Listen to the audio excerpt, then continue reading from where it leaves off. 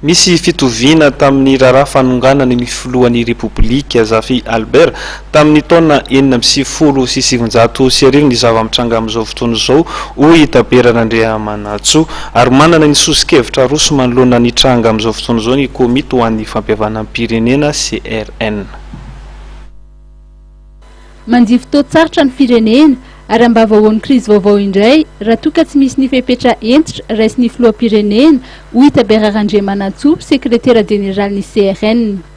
Ninona valy teny avoakan'ny fitsarana avo momba ny lalam-panorenana dia tsy hisy ahasoan'ny firenena. Ho an'ny Taberan'Andriamanatsoa dia tsy misy afa-tsy ny fametrahana ny filan-kevitra ho an'ny fampihavana-pirenena CNR tarihan'ny professeur Zafy Albert no vahaolana. Amin'izao fotoana izao amin'izao zavatra izao zay zany dia manosika-kevitra ny fitondrana fanjakana asanganaingana CNR dia tendreo président Zafy inégocier na amin'ny membre na CC na amin'ny parlement na amin'ny président de la République andamina an'io satria sy vocation ny firenena malagasy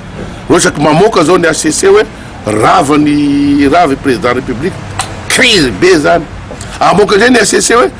sekena io fangatanareo mbola crise koa zany satria isy olo mavamoaka manana vahoaka miaraka aminy dia zay ihany gnanay solution ary efa narosinay amin'ny président de la République zany dia hitanay solution efa narosinay amin'ny président ny assemblée nationale zany fisikevitra asanganaingana ny CNR dia tendreo président Zafy satria le olana eto ane i président Zafy ihany sy manana eritseritra ilasaka président de la République fa i président Ravalomanana dia efa nitenena anazy sy mahany 2018 izy ka hiaraka aminao eo izy ny président Nasiraka efa nanao candidat izy teo fa nolaviny CS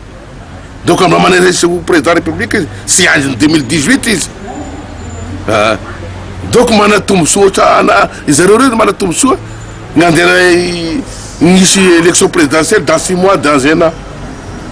fa président Zafy tsy manao an'izay sy eritreritry agnano président République izy. Nambarany ihany koa fa fotoana izao tokony andinihana ny rafitra apetraka eto Madagasikara. Raha ny sosikevitry ny CRN dia tokony solombavam-bahoaka nahazo 50 isanjato ny vato manan-kery no hipetraka ao amin'ny lapan'ny Tsimbazaza. Ny lehibe ny mpanohitra ihany koa no tokony ho filohan'ny HCC, tokony hovaina ihany koa ny komisiona misahana ny fifidianana ary apetraka ny CNR. Ary noho i Madagasikara vao avy nivoakan'ny crise des gouvernementa matanjaka no apetraka.